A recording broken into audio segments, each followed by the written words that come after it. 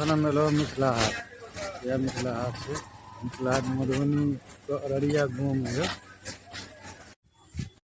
मिथिला हाट घूमे के लिए सबसे पहले अहाँ के 20 टका के टिकट कटवा पड़त। देखो हम टिकट कटा रहल छी। एकरा लेल अलग से काउंटर तक खुजल छै। 20 रुपया प्रत्येक आदमी के द के टिकट कटवाओ, अंदर जाकर घुसू। अभी देखू ये मिथिला हाट के मेन गेट छै। एते हम सब टिकट देखा के अंदर घुसब। देखिए कते सुंदर बनल छै। मेन गेट छै। बगल में क्या झंझारपुर अररिया संग्राम में बनल ई हाट के देख के अहाँ के विश्वास नहीं है जे ग्रामीण इलाका में एहनो हाट बन सकैए। रात के तो और जखन चारू तरफ लाइट जरे छै तखन तो और मिथिला हाट मनमोहक लगे। मिथिला हाट में बहुत सुविधा है जकरा आगू शहर के मॉल तक फीका पड़े। मिथिला हाट में पेंटिंग वस्त्र से लक मिथिला के व्यंजन तक एक जगह उपलब्ध है।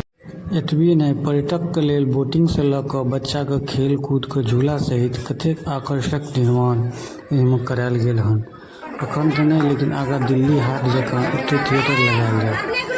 ये हाट के सबसे सुंदर बीच में बनल पोखरी है जेना बोटिंग के सुविधा देकर पर्यटक को और मन मोहि रहल। मिथिला हाट के निर्माण में बिहार के जल संसाधन मंत्री माननीय संजय झा के बहुत अहम योगदान छनि।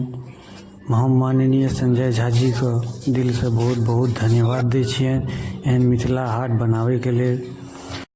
मिथिला हाट के जे सबसे बेस्ट पार्ट है वो है एतुका भनसाघर।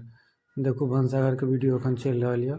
सामने में ये हमरा मेनू प्लेट है मिथिला भनसाघर के खाना का बहुत नॉर्मल रेट है 120, 130, 140 जनरली। देखिए पुराना सामान सब। भनसाघर के मतलब हो रसोई रूम, जे पहले के समय में जकरा रसोई रूम कहे छलिए। भनसाघर से जे भनसाघर यानी आई के समय में जकरा लोग किचन कहे छै। पहिलुका समय में जना जना जे सब सामान के यूज होय छला वो सब टोटल सामान एतऽ संजो के राखल गेल। एक बेर आओ मिथिला